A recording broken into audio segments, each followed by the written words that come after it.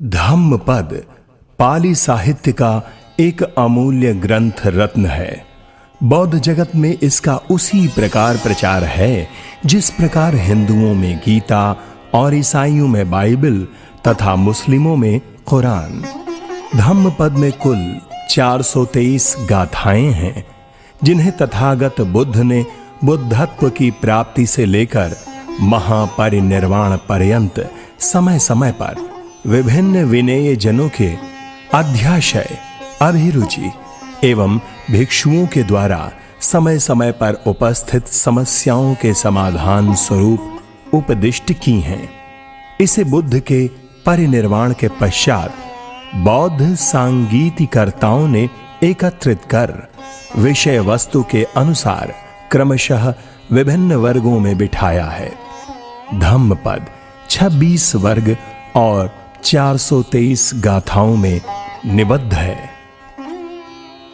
अहं नागो वसंगामि चापतो पतितं शरं अतिवाक्यं तितिक्षसं दुस्सीलो हि बहुजनो।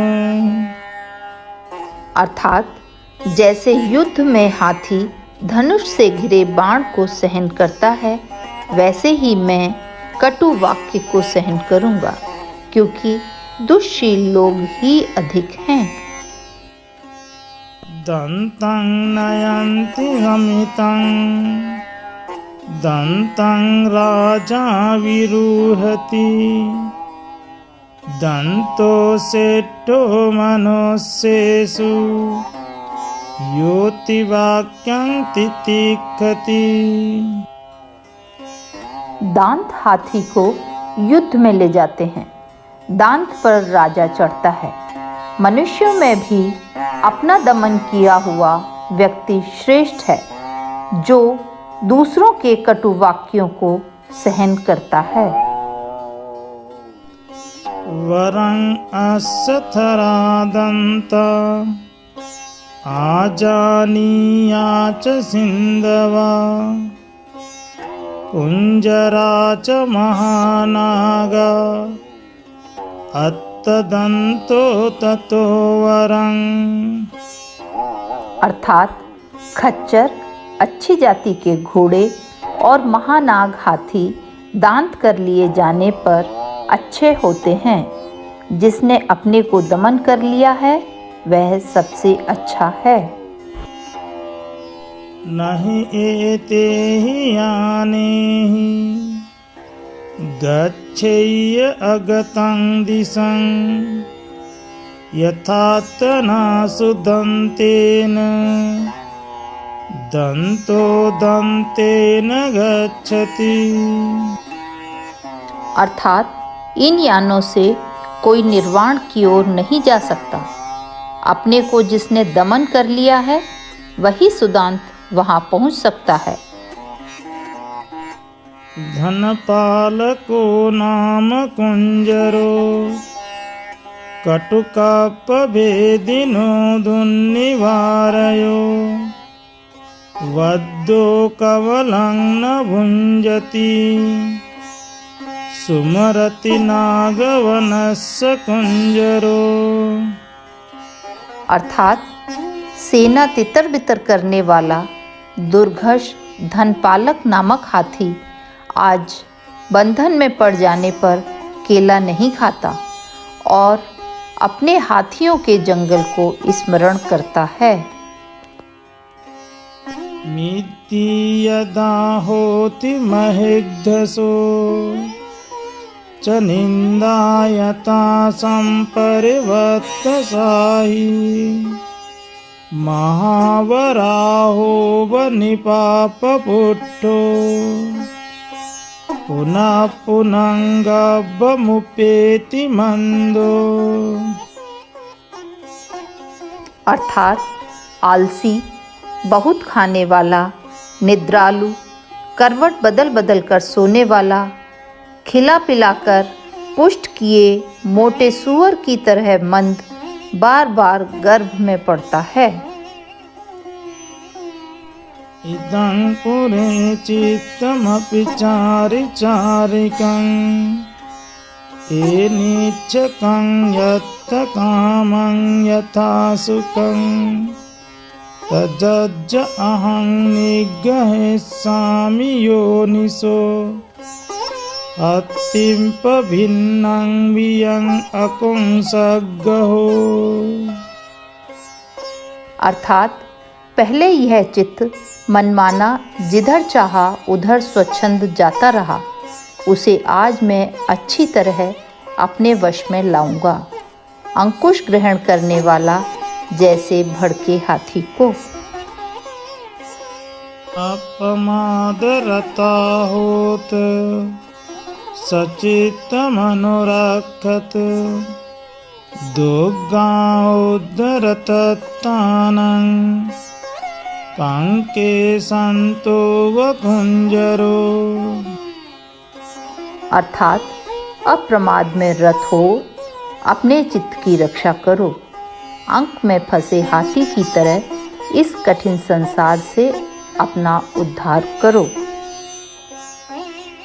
सचेलभेत निपकं सहायं सद्दिं चरे साधु विहारे धीरं अभिभूय सब्बानि परिस्सयानि चरेयते नत्तमनोसतीमा। अर्थात यदि साथ विचरण करने वाला अनुकूल पंडित मित्र मिल जाए तो सभी विघ्नों को दूर करके उसके साथ स्मृतिवान और प्रसन्न होकर विहार करे। नोचे लभेत निपकं सहायं सद्दिं चरं साधु विहारे धीरं राजावरट्टं विजितं पहाय एकोचरे मातंगरण्ये वनागो। अर्थात यदि साथ विचरण करने वाला अनुकूल पंडित मित्र न मिले तो राजा की भांति पराजित राष्ट्र को छोड़ हस्तिराज के समान अकेला विचरण करे। एकसचरितं सेयो नत्थि वाले सहायता एकोचरे न च पापानि कैरा अपोसुको मातंग रण्ये वनागो। अर्थात अकेला रहना उत्तम है, मूर्ख के साथ मित्रता अच्छी नहीं। अकेले विचरे, पाप न करे, हस्तिराज की तरह अनुत्सुक होकर रहे। अत्थम्मि जातम्मि सुखा सहाया तुट्ठी सुखाया इतरीतरेण पुण्यं सुखं जीवित संकम्मि सब्बस्य सुखस्य सुखं पहानं। अर्थात काम पड़ने पर मित्रों का होना सुखकर है, जो मिले उससे संतुष्ट रहना सुख है। मृत्यु के उपरांत पुण्य सुख है, सभी दुखों का प्रहाण सुख है। सुखामेते यथा लोके अथोपेते यथा सुखा सुखा सामय्यता लोके अथो ब्रह्मय्यता सुखा। अर्थात संसार में माता और पिता की सेवा सुखकर है, श्रमण भाव सुखकर है और निष्पाप होना सुखकर है। सुखं यावज्जराशीलं सुखा सद्दा प्रतिष्ठिता सुखोपन्याय पटिलाभो पापानां करणं सुखं। अर्थात वृद्धावस्था तक शील का पालन सुखकर है, स्थिर श्रद्धा का होना सुखकर है, ज्ञान का लाभ करना सुखकर है, पापों का न करना सुखकर है। तथागत से यही प्रार्थना है कि जो भी इस धम्म पद को सुने उनमें अनित्यता और अनात्मता आदि का बोध हो और अंततोगत्वा वे बुद्धत्व को प्राप्त हो। ये संसार आर्य जनों से सदा भरा रहे तथा आध्यात्म सद्बुद्धि को प्राप्त करे। संसार सुखमय एवं शांतिमय हो, यही मंगल कामना है। साधु साधु साधु।